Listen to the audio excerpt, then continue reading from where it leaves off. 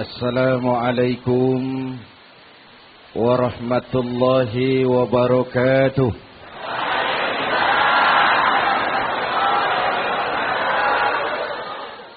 Alhamdulillah wassalatu wassalamu ala Rasulillah Sayyidina Muhammad ibn Abdullah wa ala alihi wa sahbihi wa mawala, amma ba'du. Saudara-saudara kaum muslimin serta segenap pemirsa Indosiar di seluruh tanah air. Hari-hari pada minggu akhir Ramadan ini kita bersama-sama menyaksikan sebuah fenomena tentang pindahnya kegiatan umat dari masjid ke pasar, dari masjid ke terminal, dari masjid ke stasiun, dari masjid ke bandara. Apa boleh buat, itulah wajah kita. Bahwa lebaran artinya mudik, bahwa lebaran artinya baju baru dan makanan. Lebaran berbeda dengan Idul Fitri. Lebaran adalah tradisi yang setiap kita boleh ikutan. Siapa saja boleh ikut lebaran, tapi tidak tiap orang bisa merayakan Idul Fitri. Mau puasa atau tidak puasa, boleh lebaran. Tidak dilarang sama petugas keamanan. Mau ibadah Ramadan atau tidak melaksanakan ibadah Ramadan, boleh ikut lebaran. Tapi tidak berarti merayakan Idul Fitri. Karena selalu ada kos dari apa saja yang kita lakukan. Saya mau cerita, mau dengar nggak? Ada dokter gigi, dokter baru. Satu sore praktek. Pasiennya 4 orang nunggu duduk jejeran. Dipanggil pasien pertama, diperiksa, berlubang giginya. Dicabut tanpa dibius. Namanya dokter baru. Pasien ini teriak, aduh sakit, oh, tidak kuat, sakit. Teriakannya keras sekali. Pasien yang 3 orang yang nunggu gemeter, lari semua. Selesai dicabut, diobati, selesai, tanya, sudah selesai dok? Sudah mas. Berapa biayanya? 200.000. Loh, biasanya kan 50.000, kok 200.000? Biasanya sih memang 50.000, tapi siapa suruh kau teriak? Yang 3 lari.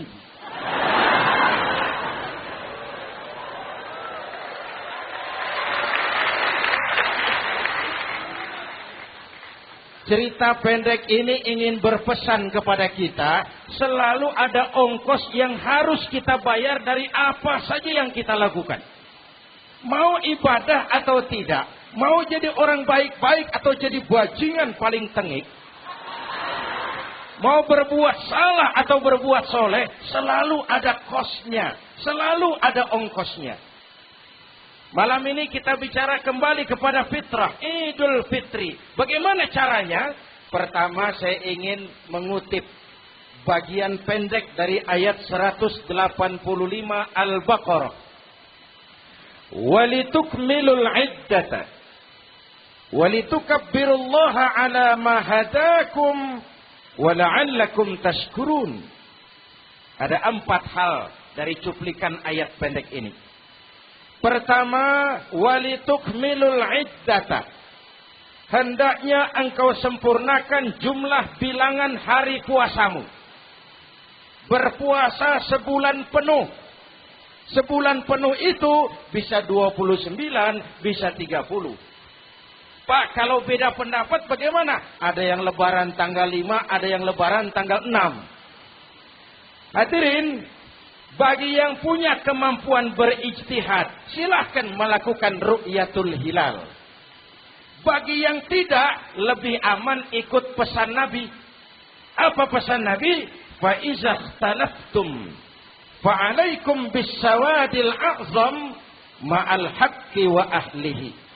Kalau kamu berbeda pendapat, ikut golongan terbanyak yang benar dan ahlinya. Jadi walaupun banyak, kalau tidak benar dan bukan ahlinya, tidak usah ikutin. Banyak, benar, dan ahlinya. Contoh, 100 insinyur berbeda pendapat dengan 10 kiai tentang doa kunut. Yang diikuti pasti 10 kiai, bukan 100 insinyur. Betul? Atau sebaliknya, 10 insinyur berbeda dengan 100 kiai tentang konstruksi jembatan. Yang diikuti tentu 10 insinyur, benar dan ahlinya. Maka yang paling aman, kita punya Departemen Agama. Departemen Agama punya ahli dari MUI, dari Nahdlatul Ulama, dari Muhammadiyah, dari Al-Wasliyah, dari Syarikat Islam. Dikumpulkan, melakukan ru'yatul hilal. Yang paling aman, dengari saja pengumuman Departemen Agama.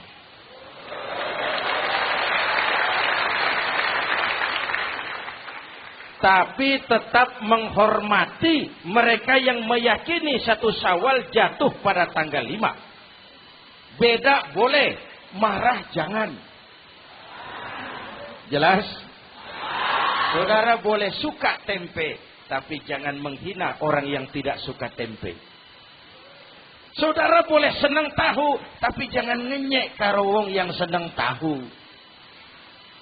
Hadirin yang saya hormati, walitukmilul iddata. Kalau mau kembali kepada fitrah, sempurnakan jumlah bilangan hari puasamu. Makna sempurnakan di sini 2. Sempurnakan 1 bulan penuh dan sempurnakan semangat puasamu. Walaupun Ramadan berakhir, puasa jangan selesai. Kenapa? Tangan kita masih tetap terus puasa dari mengambil yang bukan milik kita. Lidah kita walaupun Ramadan sudah selesai tetap berpuasa dari memfitnah dan menggunjing orang lain. Kaki kita walaupun Ramadan sudah selesai tetap puasa dari berjalan ke tempat yang tidak baik. Perut kita tetap berpuasa dari kemasukan barang-barang yang haram. Sempurnakan semangat puasamu. Sikap disiplin, sikap jujur, merasakan kehadiran Allah dekat dalam hidup. Nih, contoh ringan. Tadi waktu asar dan zuhur, saudara sholat apa tidak? Sholat. Waktu sebelum sholat kan berwudu. Ketika berwudu kan berkemur. Umpama waktu berkemur itu saudara korupsi, sedikit saja airnya saudara minum, saya yakin jangankan petugas keamanan, teman wudhu sebelah pun tidak akan tahu kalau waktu berkemur saudara korupsi. Kalau selesai Ramadan ini diterjemahkan, insya Allah negara kita bersih, berkurang korupsinya.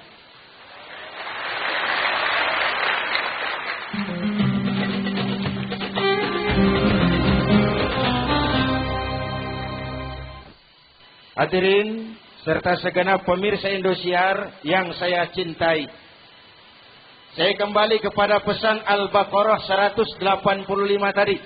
Walitukmilul iddata, sempurnakan jumlah bilangan hari puasamu.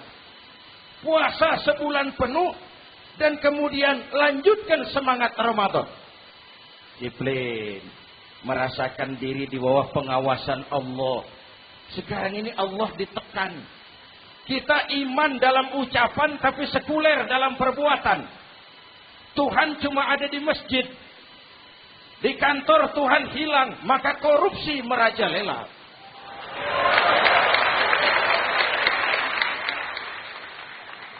Tuhan cuma ada di masjid. Di pasar Tuhan hilang, maka timbangan tetap curang. Iman dalam ucapan, tapi sekuler dalam perbuatan. Kalau jiwa dan semangat Ramadan kita bisa terapkan, insya Allah korupsi akan berkurang. Sekarang kan kita prihatin. Yang tadinya teriak-teriak wong cilik, malah ribut rumah mewah. Yang tadinya teriak-teriak rakyat kecil, sekarang malah ribut soal villa 5 miliar.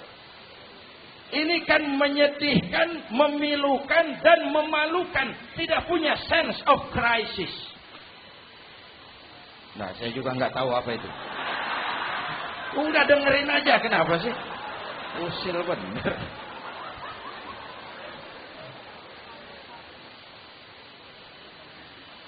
Padahal ekonomi kita masih terpuruk. Lapangan kerja sulit. Jumlah pengangguran rata-rata 2 juta orang per tahun. Lapangan kerja baru sulit terbuka karena investor jangankan yang dari luar mau masuk, yang di dalam siap-siap keluar. Terakhir kita dengar Sony, pabrik elektronik besar, mau cabut lagi pindah invest ke Taiwan, menyusul pabrik silet yang di Ciputat itu. Ketika ditanya apa investasi di Cina lebih murah, tidak, dia bilang lebih mahal, cuma lebih pasti. Di Indonesia murah, cuma mejanya kebanyakan. Biaya siluman, namanya siluman nggak karu-karuan. Keluar uang banyak, urusan tidak pasti, capek. Disahkan undang-undang penyiaran yang justru ditolak oleh masyarakat penyiar sendiri. Industri penyiaran bakal kolaps. Karena sekarang ini boro-boro mereka industri televisi mau break even point. Mau pulang modal. Dengan ke depan bisa bangkrut. Akibatnya bisa kita pastikan, jumlah pengangguran makin bertambah. Hadirin yang saya hormati, kita memang setuju jangan terlalu mengadopsi siaran-siaran televisi dari luar. Kita harus punya filter. Tapi pada sisi yang sama, kita juga harus memperhatikan lapangan kerja buat rakyat kita ini. Walitukmilul iddata, sempurnakan jumlah bilangan hari puasamu. Kalau jumlah hari puasa sudah sempurna, tuntunan yang kedua dari Al-Quran, walitukabbirullah, hendaknya engkau agungkan nama Tuhanmu. Takbiran. Takbiran itu bisa sendiri, bisa berjamaah, bisa di rumah, bisa di masjid, bisa di surau, bisa dengan pawai keliling, asal dilaksanakan dengan tertib dan tidak mengganggu lalu lintas umum. Prakteknya yang terjadi, pawai keliling itu mengganggu ketertiban umum, perang petasan, mengganggu lalu lintas, terjadi macam ada yang takbiran bawa bendera partai. Innalillahi wa inna ilaihi raji'un. Ini takbir politik. Hadirin yang saya hormati, kalimat takbir dalam kondisi kita, saya ingatkan kepada satu ungkapan Bung Tomo. Bung Tomo, pelaku sejarah, tokoh 10 November yang dikenal sebagai Hari Pahlawan. Dalam satu pidatonya saya ingat pernah berkata, andai kata tidak ada kalimat takbir, ini ungkapan Bung Tomo. Andai kata tidak ada kalimat takbir, saya tidak tahu dengan apa saya harus menggerakkan putra-putra terbaik bangsa untuk bangkit berjuang melawan penjajah.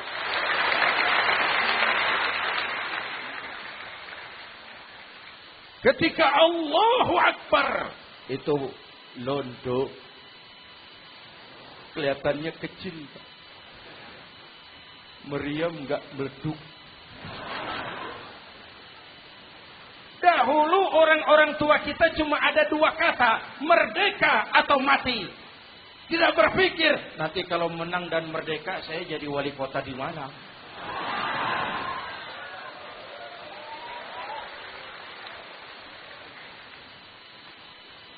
Kalimat takbir, bangsa ini harus bangkit dari keterpurukan. Bangsa ini harus bangkit mengejar ketinggalan-ketinggalannya. Bangsa ini tidak boleh terpuruk terus. Dan semangat takbir harus menjiwai kita.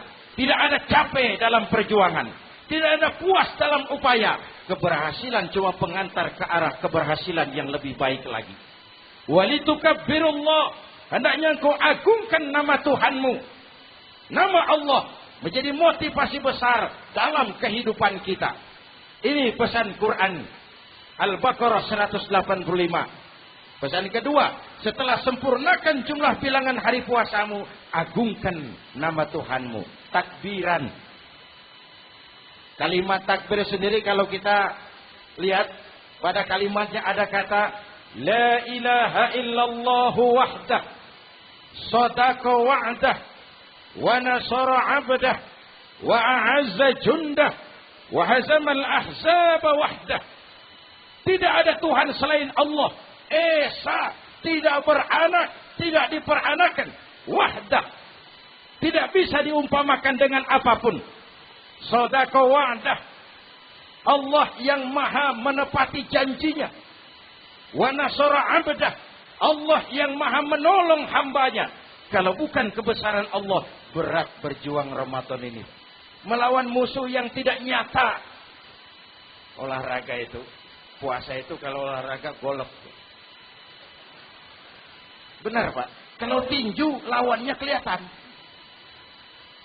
Betul. Sepak bola musuh kelihatan. Bulu tangkis kelihatan. Golf, siapa musuhnya? Itulah puasa, menghadapi musuh yang tidak kelihatan.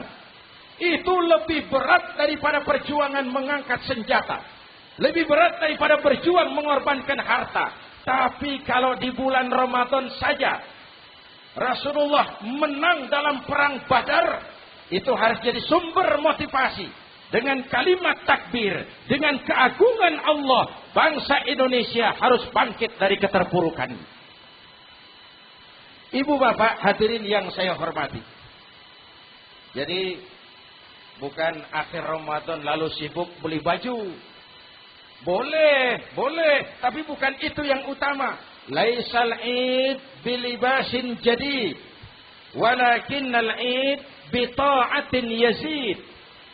Idul Fitri bukan pakaian baru. Idul Fitri adalah ketaatan yang meningkat, yang telah ditempa, digojlok, digembleng oleh Ramadan. Jadi kalau Ramadan rajin baca Quran, lalu selesai Ramadan sayonara Quran, latihan tidak berhasil. Ramadan rajin ke masjid, selesai Ramadan selesailah ke masjid.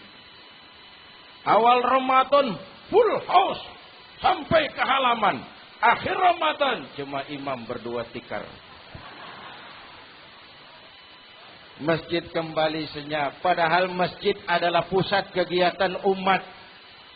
Saudara lihat dari sejarah. Ketika hijrah ke Madinah, Rasul singgah di Kuba. Apa yang beliau lakukan? Membangun masjid.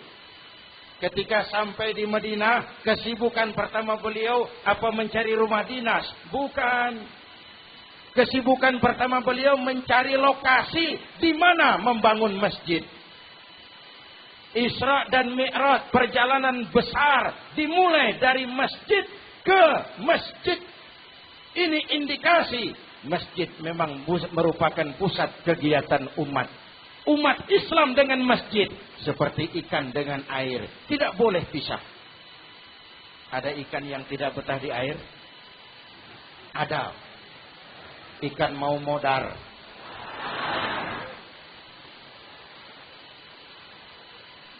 Kalau umat sudah mulai menjauhi masjid, jiwanya yang akan mati. Kalau jiwanya mati, jasadnya masih hidup, itu namanya bangkai berjalan. Walitukabbirullah. Engkau agungkan nama Tuhanmu. Takbiran. Setelah berjuang penuh. Membina takwa. Mengharap ridho. Mengendalikan nafsu. Ingat loh. Puasa itu bukan menghilangkan nafsu. Mengendalikan. Menempatkan pada tempatnya. Manusia tanpa nafsu. Bukan manusia. Tapi manusia yang disetir nafsu. Turun jadi binatang. Bahkan lebih rendah daripada binatang. Puasa ini menempatkan nafsu di tempatnya. Hai laki-laki, kamu nafsu sama perempuan? Betul Pak. Perempuan suka laki-laki? Betul Pak. Boleh lewat sini. Lewat pintu yang disebut nikah. Ini nafsu. Disalurkan lewat pintu yang disebut nikah. Jangan seperti ayam. Kawin tiap malam, nikah tidak mau.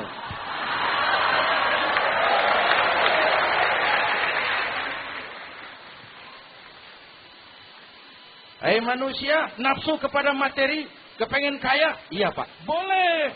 Usaha yang halal, jual beli yang halal. Wa ahallallahu al-bai'a wa harrama riba. Allah halalkan jual beli. Jangan ingin kaya lalu makan renten.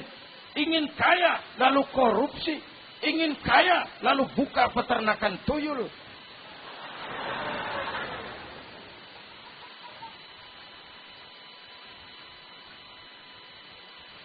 Manusia ingin berkuasa, boleh, tapi tetap punya etika dan moral. Jangan ingin berkuasa lalu fitnah, ingin berkuasa lalu mengadu domba orang, ingin berkuasa lalu menghalalkan segala cara. Puasa menempatkan nafsu pada tempatnya. Manusia yang dikendalikan nafsu lebih puas daripada binatang. Saya punya ungkapan lama, sebuas-buasnya kerbau, makanannya tetap rumput. Saya belum pernah dengar ada kerbau terlalu buas lalu makan roti. Betul? Tapi manusia kalau sudah dikendalikan nafsu, manusia bukan cuma makan nasi, aspal, semen, kertas, minumnya solar. Jauh lebih puas daripada binatang. Inilah puasa. Arep nguwong ke wong. Agar manusia itu jadi dirinya, fitrahnya. Jangan dikendalikan oleh nafsu.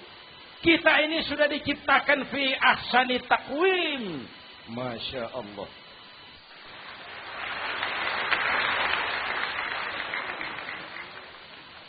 Hadirin serta segenap pemirsa Indosiar. Yang ketiga, pesan Al-Baqarah 185 tadi. Setelah sempurna jumlah bilangan hari puasa, lalu mengumandangkan takbir, membayar zakat fitrah. Kenapa itu kita lakukan? Mengagungkan nama Allah. Ala ma hadakum. Agungkan nama Allah yang telah memberikan hidayahnya kepadamu. Masya Allah nih, hidayah, kita bersyukur. Hidayah ini hak prerogatif Allah.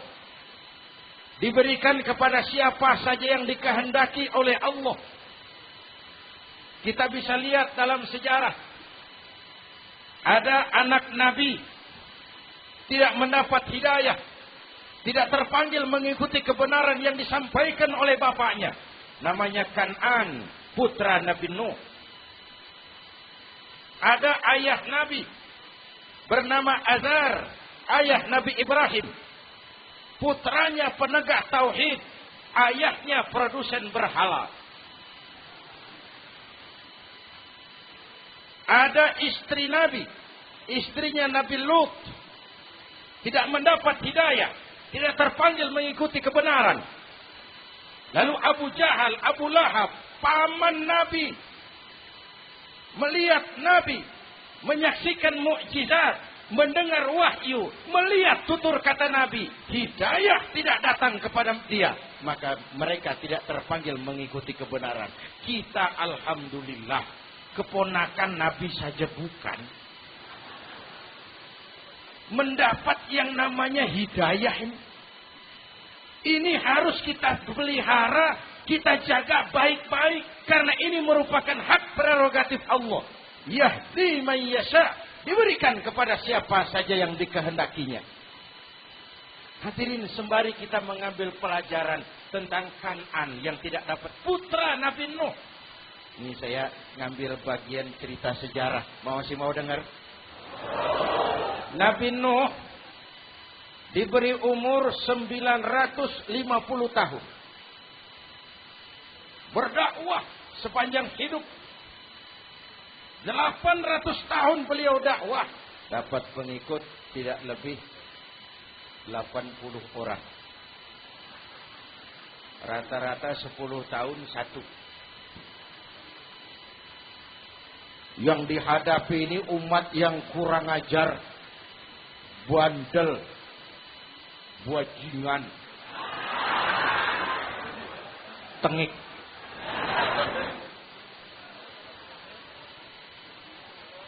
Kalau diceramahi, telinganya ditutup dengan tangannya. Ini saking kurang ajarnya ini umat. Diberikan dakwah, telinganya ditutup dengan tangan. Nabi Nuh ketika di puncak kesabarannya munajat, ya Rabb, bagaimana Nuh? Siang malam saya berdakwah kepada umat ini.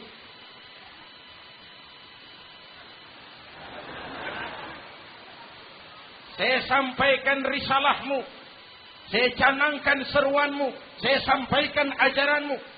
Inni da'autu qaumi lailan wa nahara. Siang malam saya berdakwah kepada umat. Wa inni kullama da'autuhum ja'alu asabi'ahum fi adanihim. Tiap kali saya sampaikan dakwah kepada mereka, mereka tutup telinganya dengan tangannya. Saya tidak sanggup menghadapi umat seperti ini, ya Allah. Habis mau kamu bagaimana, Nuh? Sikat saja sudah semua ini. Bikin mati saja. Nanti kalau punya anak, anaknya kafir lagi. Lebih baik bapak moyangnya, mbah-mbahnya sikat semua. Rabbi la tazar 'alal ardi minal kafirina dayyara. Jangan disisakan orang kafir. Habisin semua. Itu mau kamu? Iya. Buat kapal Nuh, nanti aku turunkan banjir. Dengan apa saya membuat kapal, ya Rabb? Pakai kayu, Nuh. Kayunya dari mana, ya Rabb? Dari pohon tentu. Pohonnya belum ada, ya Rabb. Tanam dulu, Nuh. Membuat kapal, kayunya nanam pohon dulu. Apa artinya? Perjuangan bukan simsalabim abracadabra. Perjuangan bukan makan lombok.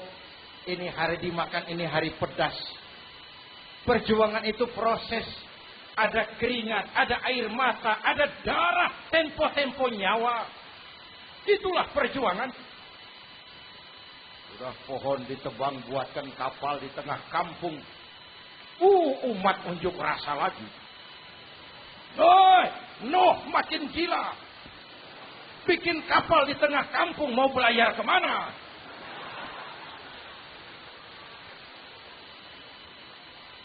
Selesai Nuh, selesai ya Rabb. Naik.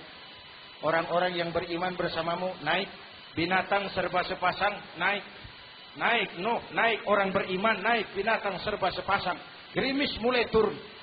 Setelah kapal semua terisi, Nabi Nuh kontrol. Sudah naik semua? Sudah. Nuh. Mas Bejo, ada? Ada. Bawa Painem, naik sudah, masuk. Oke. Hei.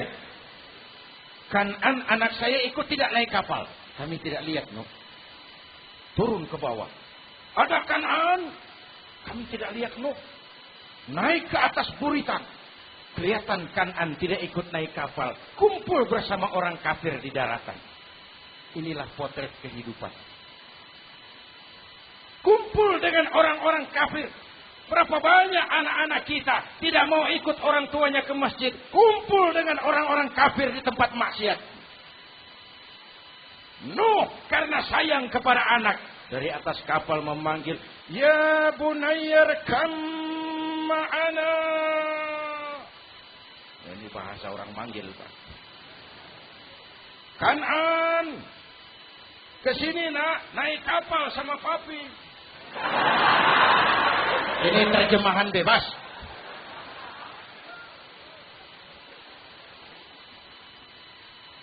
Jawab Kan'an di bawah. Tidak mau, Pak, saya di sini saja. Jangan, nak, Allah sedang murka, akan turun banjir. Kalau datang banjir, Papa, sa'awi ila jabalin ya'simuni minal ma'. Saya akan naik ke gunung tinggi yang bisa menyelamatkan saya dari banjir.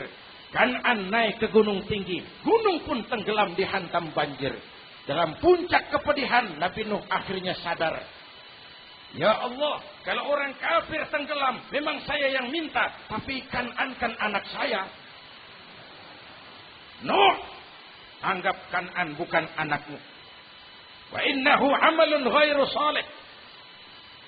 Nuh sadar, akhirnya bilang, ana urid wa anta turid wallahu fa'alun lima yurid. Aku punya kemauan, kau Kan'an punya kemauan, Allah juga punya kemauan. Kemauan Allah lah yang akhirnya jadi kenyataan. Nah, sekarang juga kita ngadepi musim banjir. Bukan banjir air saja, banjir peradaban-peradaban yang masuk ke negeri kita. Banjir maksiat, banjir munkarot. Kalau kita sudah ke masjid, kita sudah naik kapal. Tolong kontrol anak-anak kita. Tolong kontrol tetangga kita. Ayo naik kapal. Banjir.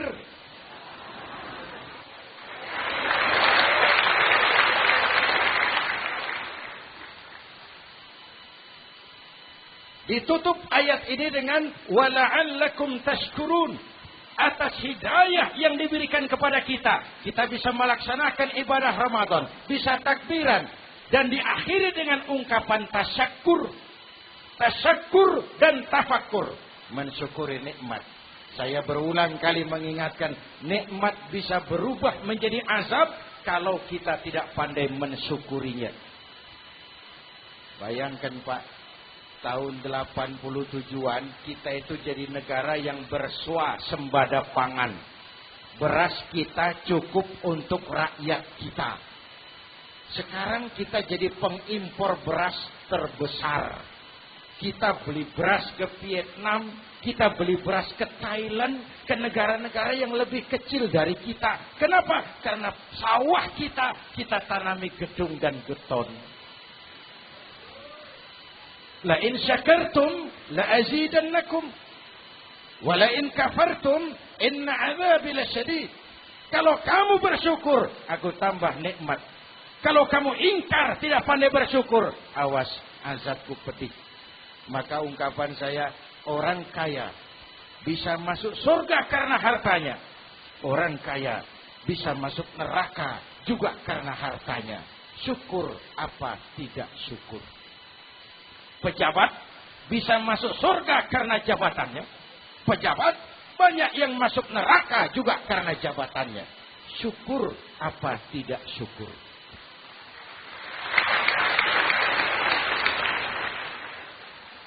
Orang alim, kiai, bisa masuk surga karena ilmunya. Orang alim pun bisa masuk neraka lebih dulu dari penyembah berhala juga karena ilmunya. Syukur apa tidak syukur. Jabatan sebagai pemimpin lalu menyadari sayyidul qaumi khadimuhum. Pemimpin suatu umat adalah pelayan bagi umat itu. Pelayan harus melayani, bukan minta dilayani.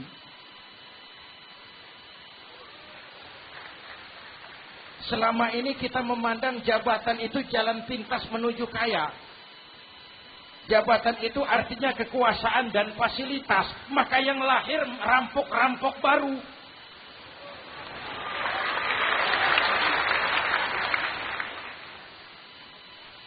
Jabatan adalah alat untuk pengabdian. Di tengah rakyat yang sedang susah. Di tengah negara yang sedang terpuruk. Kita memerlukan pemimpin-pemimpin yang sadar. Sayyidul qaumi khadimuhum. Pemimpin suatu kaum adalah pelayan bagi kaum itu sendiri. Ibu bapak hadirin yang saya hormati. Dengan mensyukuri itu, maka makna Idul Fitri meresap. Kembali kepada fitrah kita sebagai manusia. Fitrah kesucian. Secara sederhana orang gambarkan kembali kepada fitrah seperti bayi baru dilahirkan oleh ibunya. bersih, suci, tanpa dosa, lantaran sudah dibersihkan oleh ibadah Ramadan. Tapi para ulama khalaf, ada yang mengartikan fitrah itu kecenderungan kepada kebajikan. Kecenderungan kepada kebaikan. Itu juga fitrah. Kembali kepada fitrah manusia, kecenderungan untuk berbuat baik. Kita lahir bayi, tidak punya dosa. Betul? Tidak ada dosa warisan dalam Islam. Kalau harta warisan ada, dosa warisan tidak. Karena itu dalam Islam juga tidak ada penebusan dosa. Kalau dosa bisa ditebus dengan uang, tentu Menteri Keuangan nomor 1 masuk surga.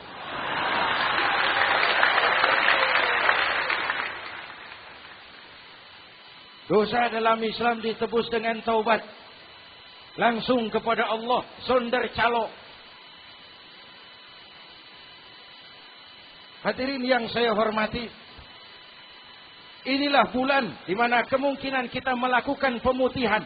Kembali kepada fitrah, seperti bayi baru dilahirkan oleh ibunya. Bersih, tidak punya dosa kepada Allah, lantaran sudah dibersihkan oleh ibadah Ramadan. Soalnya kemudian, kita kan tidak hanya bersalah kepada Allah, kita ini juga bergaul dengan sesama manusia. Betul?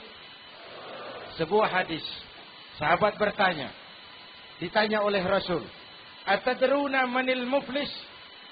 Saudara-saudara, tahu kamu siapa orang yang bangkrut? Oh Rasul, orang bangkrut yang tidak punya uang. Orang bangkrut yang tidak punya harta. Salah kata Rasul.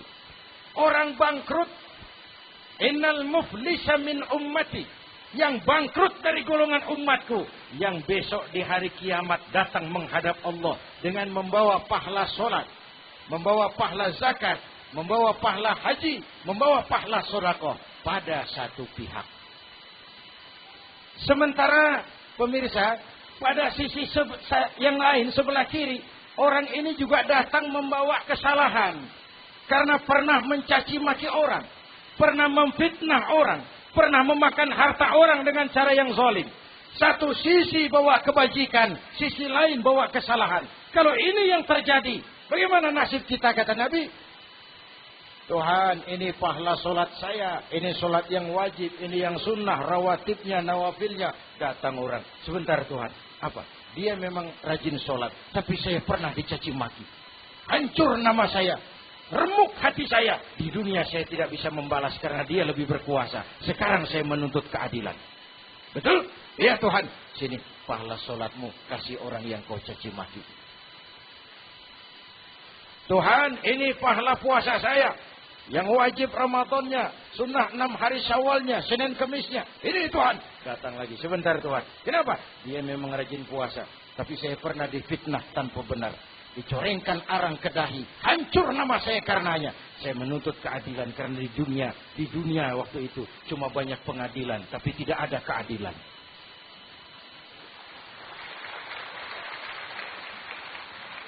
Benar? Benar.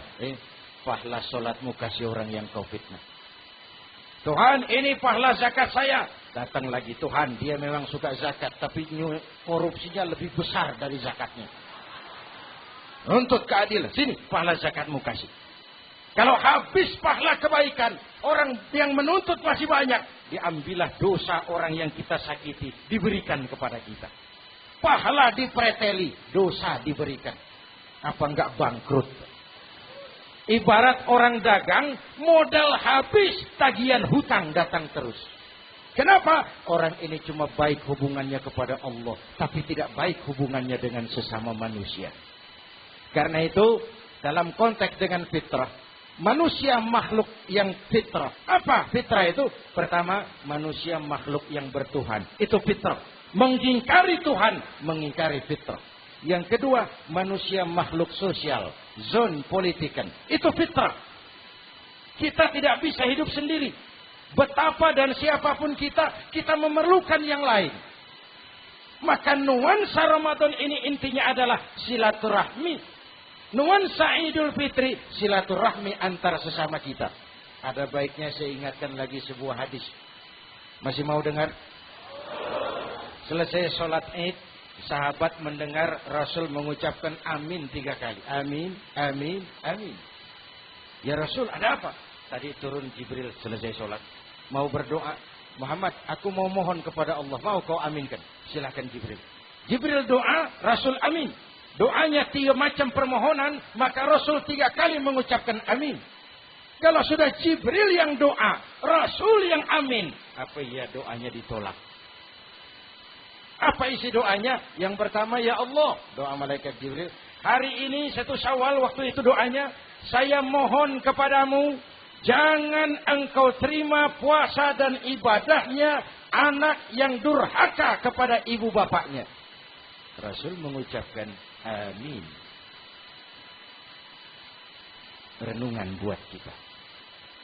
Itu sebabnya barangkali sesibuk-sibuk di Jakarta masih mau mudik nemui orang tua. Yang kedua, ya Rabb, saya mohon kepadamu, jangan engkau terima puasa dan ibadahnya istri yang durhaka kepada suaminya. Amin. Kedengaran, Bu? Ada ibu-ibu tanya, Pak, kalau suami yang durhaka sama istrinya bagaimana? Hadisnya tidak menjelaskan itu, Bu.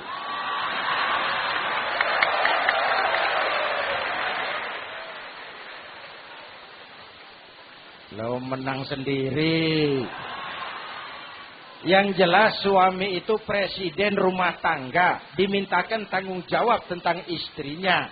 Nah, istri swarga manut neraka katut.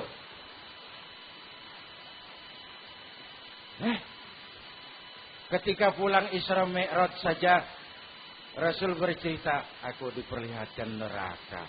Neraka ya Rasul? Iya. Lalu aku lihat isinya kok kebanyakan perempuan. Perempuan. Laki bagaimana? Laki juga tidak sedikit. Cuma kebanyakan perempuan. Ya Rasul, apa mereka tidak sholat? Sholat. Apa mereka tidak ngaji? Rajin mereka sama suaminya. Kenapa banyak mereka di sana? Rasul senyum dan menjawab, hunna yakfurnal asir. Umumnya perempuan kurang bisa terima kasih sama suaminya.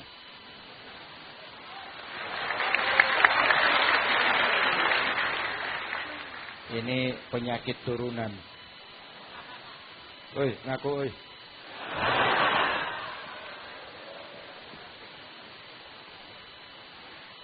Lalu yang ketiga, ya Allah, hari ini saya mohon kepadamu, jangan engkau terima puasa dan ibadahnya muslim yang tidak mau memaafkan sesama saudaranya muslim. Memaafkan lebih berat daripada meminta maaf. Tapi memberi maaf lebih mulia daripada meminta maaf. Inilah nuansa mengembalikan semangat saling menghargai, saling mencintai, keutuhan, kerukunan, dan kedamaian. Sudah capek kita rakyat dengan konflik. Sudah capek kita dengan mengedepankan perbedaan dan bukan persamaan. Sudah waktunya kita berbeda tapi tetap bergandengan. Tetap bersama menyongsong hari esok yang lebih baik. Mintalah ridho ibu bapak, suami kepada istri, istri kepada suami, dan memaafkan sesama saudara muslim sehingga kita benar-benar kembali kepada fitrah. Terima kasih dan mohon maaf. Semoga ada manfaatnya. Usikum wa nafsi bitaqwallah. Wassalamualaikum warahmatullahi wabarakatuh.